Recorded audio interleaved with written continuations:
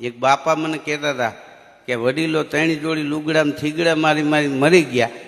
હા, 3 જોડી માન પહેર્યા, થીગડા મારી મારી ત્યાં ગુજરી ગયા. અને છોકરાઓનો જન્મદિન હોય તો કે અત્યારે 30 જોડી કપડાં આવે ને કેકું કપાય, કેવો જલસો કરે. મેં કીધું એ તમારો વેમ છે. મને કે કેમ?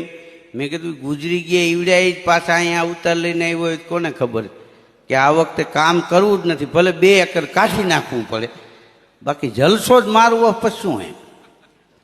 ઘણા નથી કહેતા દીકરો દાદા જેવો છે. દાદા જેવો જ નહીં, દાદા પોતે જ છે. આ તો ઓલી વખતે સુવાસ ચડતો હતો એટલે ફૂગી નહોતા ગયા, એટલે આને આટો માર્યો છે. 10 વર્ષના થવા દો, હમણાં કાઠલા ચાલવાના. આ દુનિયામાં તમે જુઓ, જે માણસ મા બાપના બાવડા ઝાલશે ને, ગઈઠા મા બાપના બાવડા ઝાલશે, એને દુનિયામાં કોઈના પગ નહીં ઝાલવા પડે.